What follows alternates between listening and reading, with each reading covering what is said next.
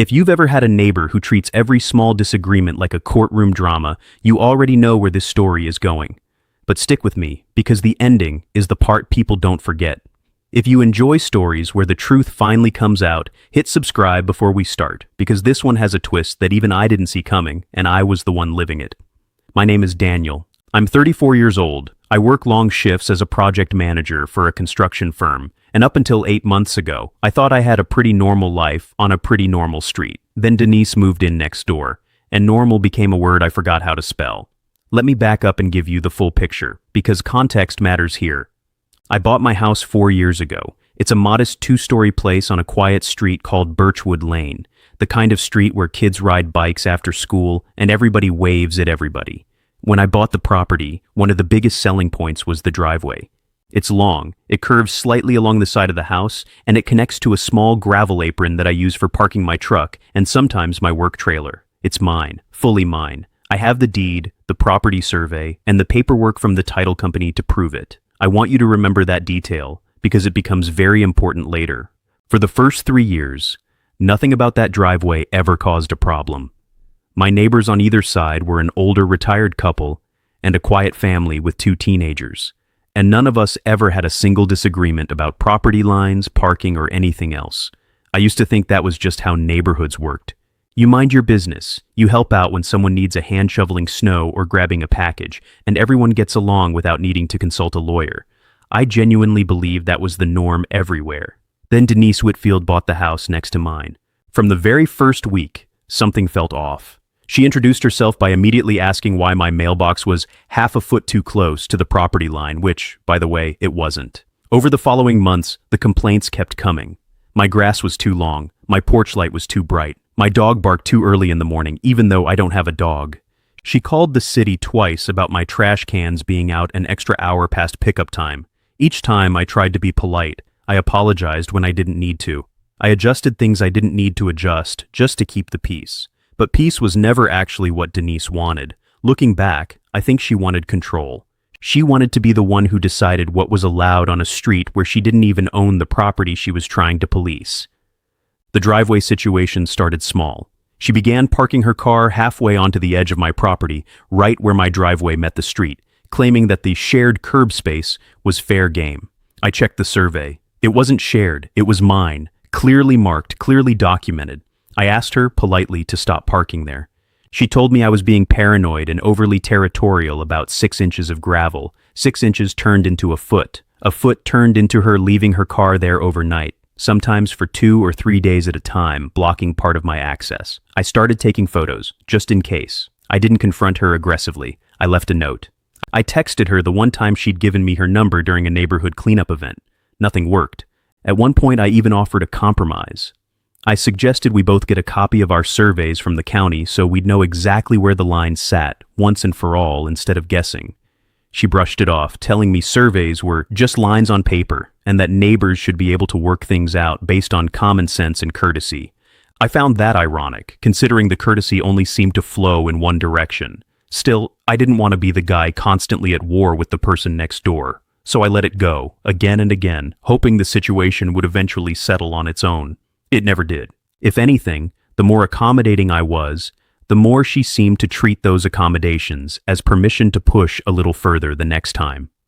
Looking back, I think that's a pattern a lot of people recognize once they've lived through it. The more you bend to avoid conflict, the more some people assume bending is simply how you're supposed to behave around them. Then came the day that changed everything. It was a Thursday afternoon in late spring. I had just finished a 10-hour shift supervising a job site, and all I wanted was to pull into my own driveway, take a hot shower, and collapse on my couch. Instead, as I turned onto Birchwood Lane, I saw a patrol car parked directly across the entrance to my driveway, lights still flashing. My stomach dropped. My first thought was that something had happened to my house, maybe a break-in, maybe a gas leak. I parked on the street and jogged over, and that's when I saw Denise standing on the sidewalk, arms crossed, talking animatedly to a police officer. The officer turned to me as I approached. He was younger than I expected, maybe late 20s, with the kind of calm, procedural expression that officers learn to wear no matter what's happening around them. His badge read, Officer M. Callahan. "Sir, is this your vehicle?" he asked, pointing to my truck still idling on the street. Yes, I said, this is my house, this is my driveway, what's going on? Before the officer could answer, Denise jumped in. He's been harassing me for months, she said, her voice rising just enough to sound like she was performing for an audience. He blocks my access, he takes pictures of me, he's aggressive every time I try to talk to him. I finally had enough and called for help. I stood there for a second, genuinely stunned. Harassing her? Blocking her access? I hadn't blocked anything. If anything, it had been the complete opposite for months. That's not what happened, I said, trying to keep my voice level. She's the one who's been parking on my property. I have photos, I have texts. I've asked her multiple times to stop. Officer Callahan held up a hand, the universal signal for, let's slow down. Okay, let's just take this one step at a time, he said. Ma'am, you said he blocks your access. Access to what exactly? Denise gestured toward the edge of my driveway. This strip right here, it's basically neutral ground between our properties. Everyone on this street shares small strips like this. He's the only one who has a problem with it. I felt my jaw tighten, but I kept my composure. This was the moment where a lot of people might have lost their temper, might have raised their voice, might have said something they'd regret on camera. I didn't. Instead, I did something much more useful. Officer, would you give me 2 minutes? I have documentation inside that will clear this up immediately. He hesitated, glancing at Denise, who quickly said, of course he wants to run inside and get his story straight. That comment almost got under my skin, but I let it go. You're welcome to stand right here while I get it, I told the officer. It'll take less than 60 seconds. I'm not going anywhere, and neither is the truth. Denise let out a short, sharp laugh, the kind meant to make me sound dramatic in front of someone else. See, this is exactly what I mean. Everything's a performance with him. Officer Callahan didn't respond to that. He just looked at me and gave a small nod. Go ahead, I'll wait right here. I appreciated that he didn't take the bait. A lot of the stress in situations like this comes not just from the accusation itself, but from wondering whether the person listening will be swayed by whoever sounds more upset in the moment. He seemed like the type who wanted facts, not theatrics, and that gave me a small but real sense of relief as I walked toward my front door. I walked into my house, opened the drawer in my home office where I keep important documents, and pulled out a folder I had put together months earlier, back when Denise's behavior first started escalating. Inside that folder were 3 things: a certified copy of my property survey from the county, a printed set of time-stamped photos showing her car parked on my property across multiple dates, and a printed screenshot of a text message where she had, in writing, referred to my driveway edge as basically mine to use whenever I want. I walked back outside and handed the folder to Officer Callahan. He opened it slowly, and I watched his expression shift from neutral to genuinely surprised as he flipped through the pages. This is a certified survey? He asked, holding up the first document. Yes, from the county recorder's office. You can see the property line marked right there, and it's the same line reflected in my deed. I pointed to the corresponding section. That entire driveway, including the section she's been parking on, is legally part of my lot. There's no shared easement. There's no gray area. He looked at the photos next, flipping through them one by one. Each one showed Denise's car parked well onto my property, with the date and time stamped in the corner. Then he read the text message screenshot, and I saw his eyebrows rise slightly. Ma'am, he said, turning to Denise, this text message says, and I'm reading directly, honestly, it's basically mine to use whenever I want. So stop taking pictures like I'm doing something wrong. Did you send this? Denise's confident expression faltered for the first time since I'd arrived. That was taken out of context, she said quickly. He's twisting my words. There's not much room to twist a screenshot, Officer Callahan said, his tone still professional but noticeably firmer now. This message is dated 3 weeks ago, and this survey is a certified county document, which means it's not something either of you can argue with. It settles the property line question completely. I could see Denise scrambling for another angle. Well, he's still harassing me. He watches me from his window. He takes pictures constantly. You just admitted he has photos because you're consistently parking on his property, the officer replied. Photographing your own property or documenting an ongoing issue on your own land isn't harassment. That's actually a very reasonable thing to do when someone repeatedly ignores your requests to stop. At this point, something in Denise's posture changed. the confident, performative energy drained out of her, replaced by something closer to panic. "Look, I just wanted my car somewhere safe," she said, her voice softer now. "I didn't think it was that big of a deal." "It became a big deal," Officer Callahan said, "when you called this in as harassment and blocked access to his driveway to make your point, which, by the way, is also something we need to talk about." I hadn't even gotten to that part yet. In the chaos of the moment, I hadn't fully processed that her car, combined with the patrol car she'd flagged down, had left my truck with almost no way to pull into my own driveway. "She told me his vehicle was blocking her in," the officer explained to me, clearly starting to piece together the real sequence of events. "That's why I parked here, to help sort out what looked like a mutual access dispute. But based on this documentation, there isn't a mutual dispute. There's one property owner, which is you, and one individual who has been repeatedly parking on land that isn't hers." I appreciated that he said it plainly, without drama, just laying out the facts as they were. That's the moment I realized how much of this stress could have been avoided months earlier if I had pulled together that folder sooner and simply left a copy with the local police non-emergency line as a heads up. Lesson learned, and one I'd pass on to anyone dealing with a similar neighbor. Document everything, keep it organized, and don't wait until things boil over. Officer Callahan closed the folder and handed it back to me. Then he turned to Denise. "Ma'am, I'm not going to write you a citation today, but I want to be very clear about a few things. First, you no longer have permission to park on his property, and continuing to do so after this conversation could be treated as trespassing. Second, calling in a false harassment report is something we take seriously. This time, I'm treating it as a misunderstanding, but any future call that isn't backed up by actual evidence could result in a citation for filing a false report." Denise's face went pale. "I didn't mean to file anything false. I really did feel like this was mutual space." "The documentation says otherwise," he replied evenly. "And going forward, I'd encourage you to resolve property questions through the city's planning office or a private survey, not by escalating to a 911 call." She nodded quickly, mumbling something about not wanting any trouble, and disappeared back into her house without another word to me. Officer Callahan walked with me back toward my driveway as I moved my truck to finally park it where it belonged. "You handled that well," he said, almost like an afterthought. "A lot of people would have started yelling the second she made that harassment comment." "I figured yelling wouldn't get me anywhere," I said. "The paperwork would." He gave a short laugh. "Smartest thing I've heard all week. You'd be surprised how many disputes on this street could be avoided if people kept records instead of assumptions." Before he left, he gave me his badge number and told me that if anything like this happened again, I should call the non-emergency line directly and reference this incident, since it was now logged. That gave me a strange sense of relief. For the first time in months, I felt like the story finally had an official record that matched reality instead of whatever version Denise wanted to tell. I want to pause here and talk about what happened over the following weeks, because the story doesn't just end with the officer driving away. For the first few days, things were oddly quiet.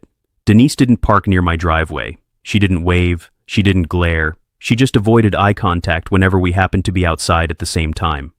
I figured that might be the end of it, and honestly, I was fine with that. I didn't need an apology. I just needed my driveway back and my peace restored. That quiet didn't last quite as long as I hoped. About a week later, I noticed a manila envelope taped to my front door. Inside was a printed letter, unsigned, claiming that my property survey was outdated and that she intended to have her own surveyor come out to verify the true boundary. I'll admit, for about an hour, my stomach was in knots again. I didn't want to go through another round of this, but instead of reacting right away, I did what had worked the first time. I called the county recorder's office directly and asked them to confirm the survey I had was current and accurate. They confirmed it had been updated only 2 years earlier when the previous owner sold me the property and that no changes had been filed since. I kept that confirmation, printed it, and added it to my folder, just in case. As it turned out, no surveyor ever showed up. I never heard another word about it. Looking back, I suspect the letter was less about an actual boundary dispute and more about trying to reclaim some sense of control after the driveway incident hadn't gone the way she expected. Whatever the reason, I chose not to engage with speculation. I focused only on what I could verify and let the rest go. About 2 weeks later, though, I found out this wasn't an isolated pattern with just me. I was talking to another neighbor, an older man named Frank, who lives 2 houses down, And he mentioned that Denise had tried a similar tactic with him a year earlier before I moved in, claiming his fence was 2 feet onto her property. Frank, it turned out, had also pulled his own survey and proven her wrong. Hearing that gave me a strange kind of validation. This wasn't about me specifically. This was a pattern of behavior, a way of trying to expand control over shared spaces by leaning on assumptions and confrontations instead of facts. A few weeks after that, our small neighborhood association held its quarterly meeting, and property boundaries came up as a general topic, mostly because a new family had just moved in and asked about shared responsibilities for the street's landscaping. During the meeting, our association's coordinator mentioned, without naming anyone directly, that a few residents had experienced confusion over property lines recently and encouraged everyone to request their official survey documents from the county if they had any uncertainty. I noticed Denise sitting near the back, unusually quiet, arms crossed, staring at the floor. After the meeting, as people were filing out, she approached me. I braced myself for another confrontation, but instead she said something I genuinely didn't expect. "I owe you an apology," she said, not quite meeting my eyes. "I got used to assuming things instead of checking them. I didn't think about how much stress that caused you, calling the police like that. I appreciated the honesty, even if it came weeks later than it probably should have. I appreciate you saying that," I told her. "Just going forward, if there's ever a question about property lines or anything else, come talk to me directly first. We can figure it out without anyone needing to get involved." She nodded, and for the first time since she'd moved in, the conversation between us felt normal. Not warm, not particularly friendly, but normal. Respectful even.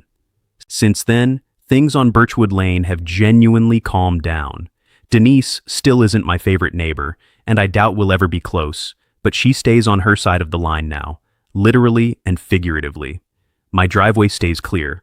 My photos stay in that folder, just in case, though I haven't needed to use them since. Looking back, there are a few lessons I took from this whole experience, and I think they're worth sharing, especially if you've ever dealt with a neighbor like Denise. The first lesson is that documentation beats emotion every single time. It would have been so easy to get defensive, to raise my voice, to argue with her in front of the officer about who said what and when. Instead, having a clear, organized folder of dated photos, official records, and even her own words in writing turned a chaotic, one-sided argument into an open and shut case. Officer Callahan didn't have to take sides or guess who was telling the truth. The paperwork told him.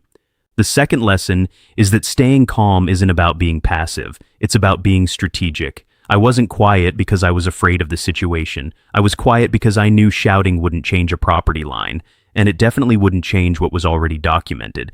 Sometimes the most powerful thing you can do in a tense moment is simply hand someone the truth and let it speak for itself.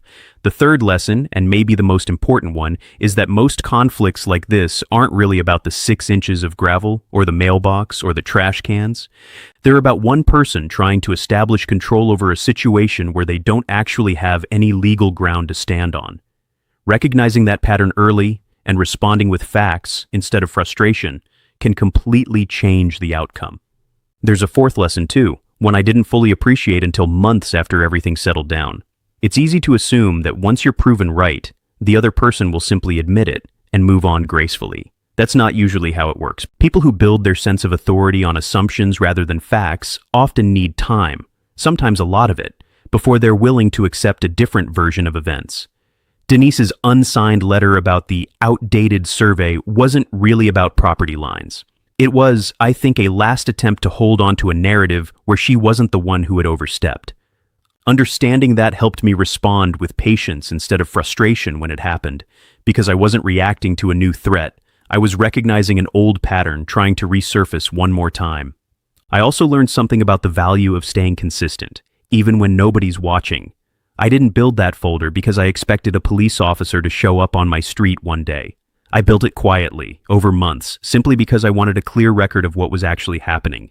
That habit, more than anything else, is what turned a stressful, one-sided accusation into a 5-minute resolution.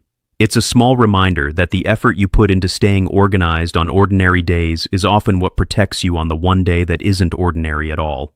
As for Officer Callahan, I ran into him again a few months later at a community safety event the department hosted at the local park. He remembered the situation right away and even joked that it was one of the more refreshing calls he'd responded to that month, mostly because I had actually shown up with real proof instead of just opinions. I think about that afternoon a lot, standing on the sidewalk with a police cruiser blocking my own driveway, genuinely unsure for a few seconds whether I was about to be blamed for something I didn't do. It's a strange feeling, being confronted with an accusation you know is false, especially when there's an officer standing right there trying to sort out who's telling the truth. But it taught me something valuable about staying composed under pressure, and about the quiet power of simply being prepared.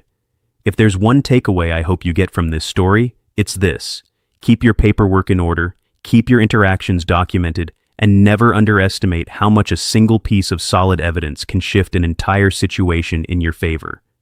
Denise thought she could rewrite the story that afternoon just by raising her voice first. She didn't count on the fact that I had already written the real one down, with dates, timestamps, and her own words included. That folder didn't just clear my name that day. It changed the entire dynamic of my street, restored my peace, and reminded one neighbor that facts always outlast assumptions. It also reminded me that staying calm isn't a sign of weakness in moments like these. It's often the very thing that gives the truth room to be heard clearly, without noise or distraction getting in the way. These days, when I pull into my driveway after a long shift, there's no patrol car waiting, no dispute to untangle, just a quiet street and a clear path home. It's a small thing, but after everything that led up to it, it's a small thing I don't take for granted anymore. Thanks for reading this story all the way through. If you enjoyed it, let me know what you would have done in my situation, and stick around because there are plenty more stories like this one still to come.